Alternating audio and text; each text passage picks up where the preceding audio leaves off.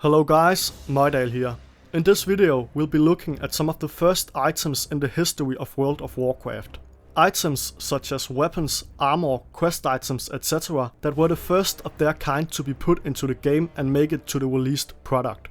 In Classic WoW there are tons of different items and in retail many more, and I thought it would be fun to try to go back to the roots and see where and how it all started.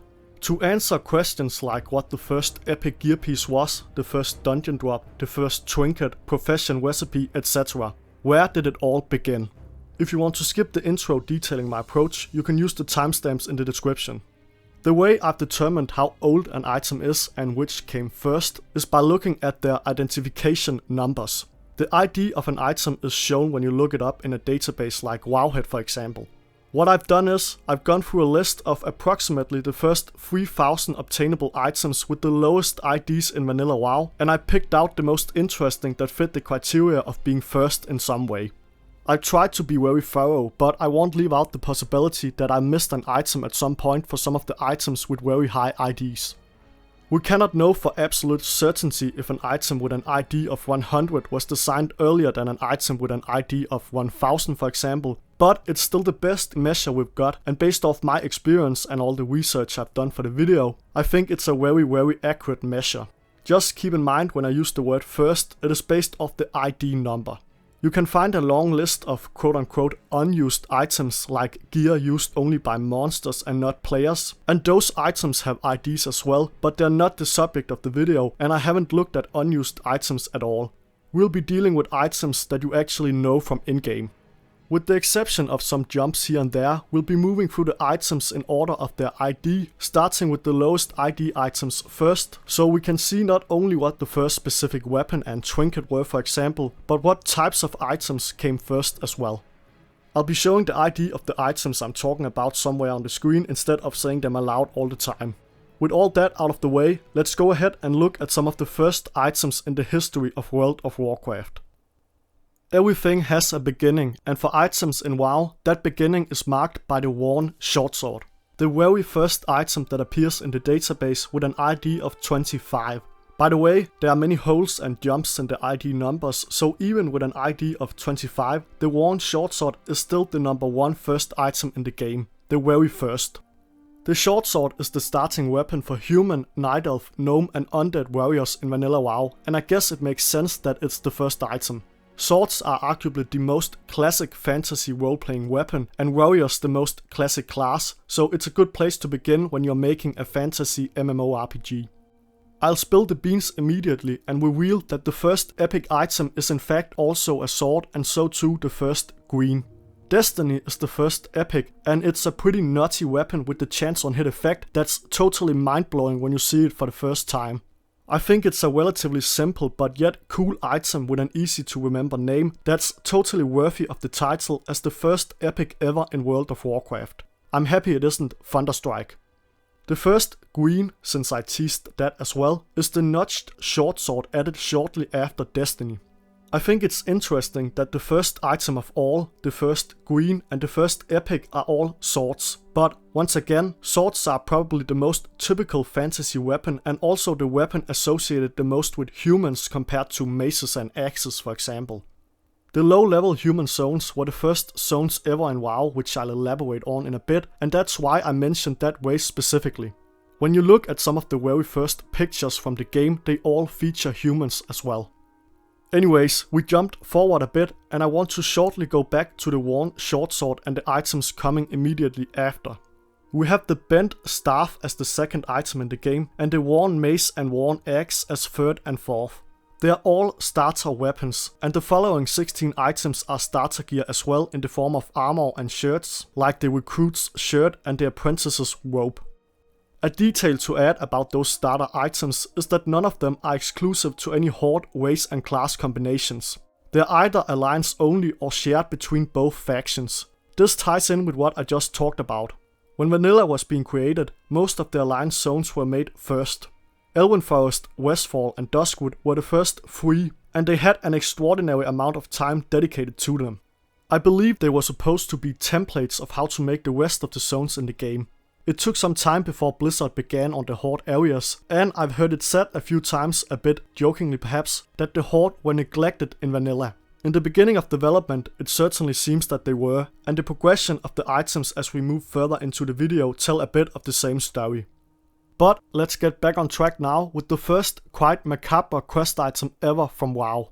It's Garrick's head needed for the Northshire Abbey quest Bounty on Garrick Padfoot. Quests have an ID as well, and Bounty on Garrick Padfoot has the third lowest in the game after Jitter's Growling God from Duskwood and Sharptalon's Claw from Ashenvale.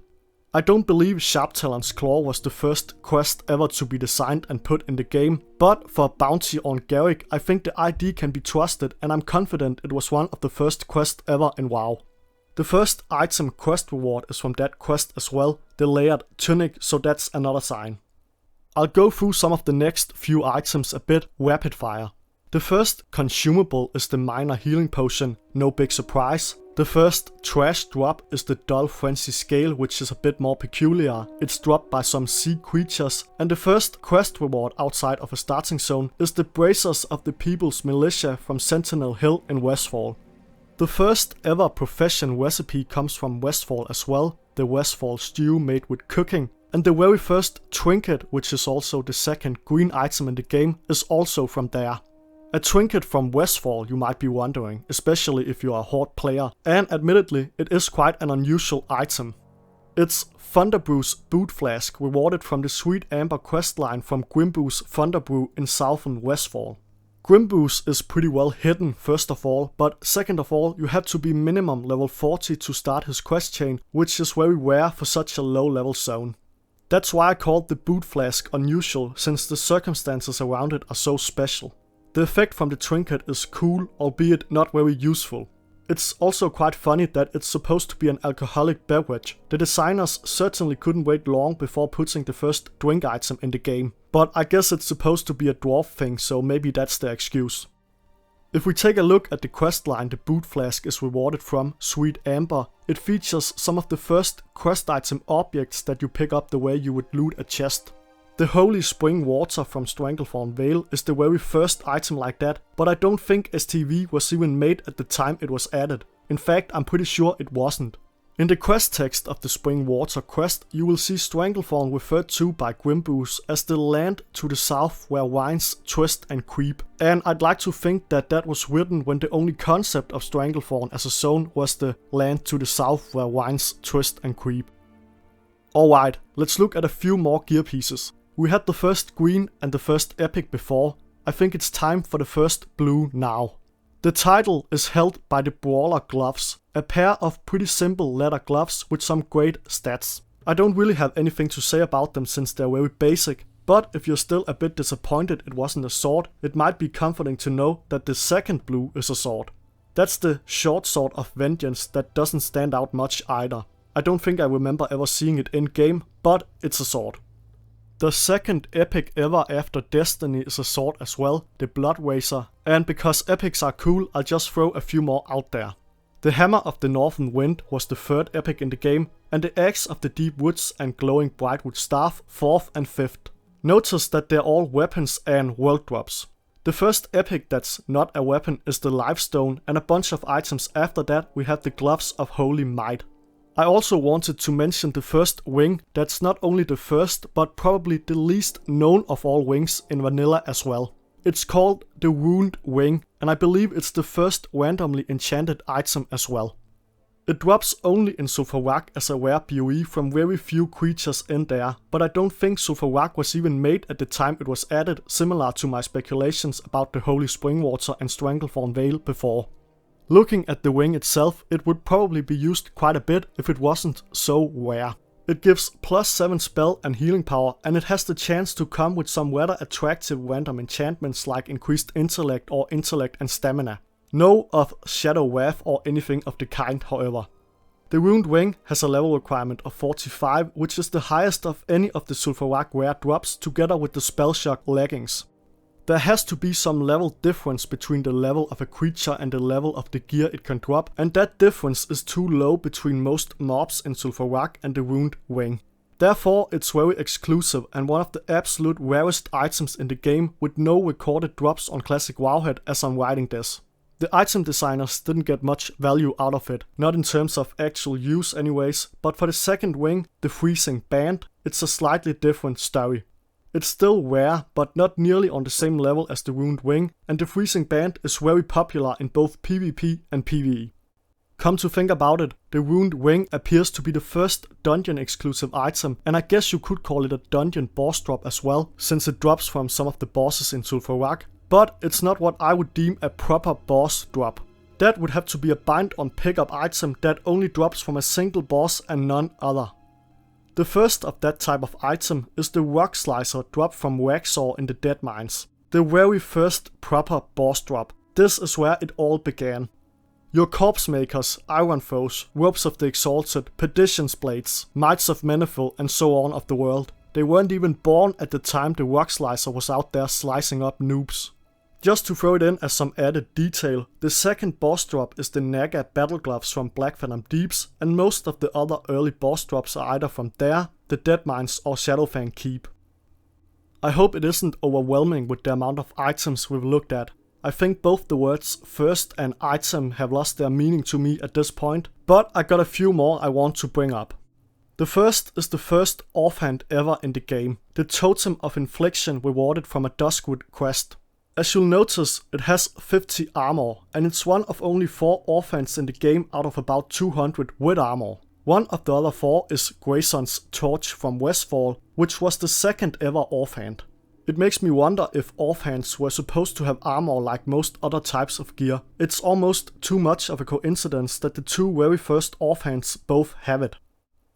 As we approach the end of the video, I want to zoom out and try to give some broad and general assessments of the progression of the rest of the 3000 items or so with the lowest IDs that I've looked at.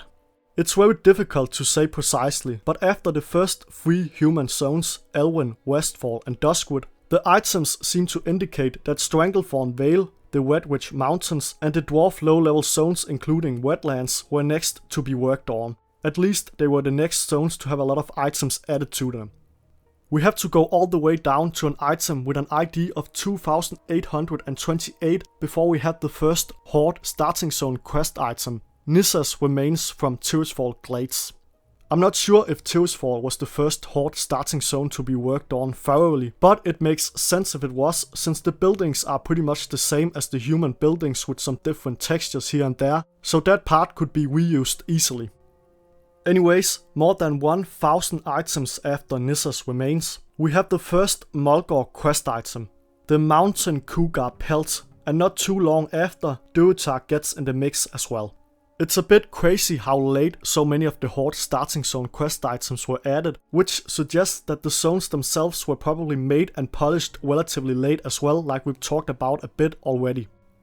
If we look shortly at some of the different types of gear pieces that were added relatively late too, the first shield has an ID of 1166, which is a pretty high number in my opinion, considering shields are a typical fantasy warrior item like swords that I would have expected to be in the game earlier.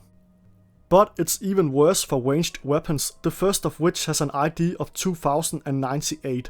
I think ranged weapons were introduced so late because humans can't be hunters, so Blizzard didn't have to bother with them before real work began on the dwarves. Another type of ranged weapon, the Wand, was added much later. The Fire Wand was added as the first of its kind with an ID of 5069, and that makes the Wand the youngest or newest item type in vanilla outside of tabards and relics. Before the end of the video, there's just one single item left I have to mention. It's the first level 60 item. Of course, like you would expect, it's a sword. Tibu's Blazing Longsword. It's the weapon featured in the old vanilla box and one of the most iconic and coolest looking items in the game.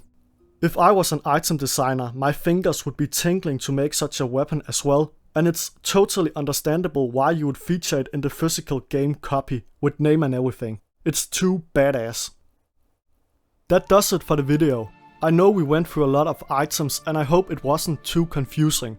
I also hope the concept of the video was easy to understand. The main point was to take you on a journey back to the beginning of the development of WoW and follow the trail of the first items ever. There's just something interesting about knowing the source of something. It helps you understand that something itself on a broader level, and in the case of this video, I think knowing the progression of many of the first WoW items ever really gives a lot of insight into how the game was made. It's World of Warcraft history. It speaks a lot to the status of a game that you can speak about its history even in very specific ways like I've done today, and people will still be interested in it. Well, we'll see about that I guess, but at least I think it's interesting. It's also just fun in my opinion to know some of the OG items if you encounter them in game. There's just some added flair to Destiny for example when you know it was the first epic ever. It carries with it a very special legacy that not many people are aware of, and I wasn't either.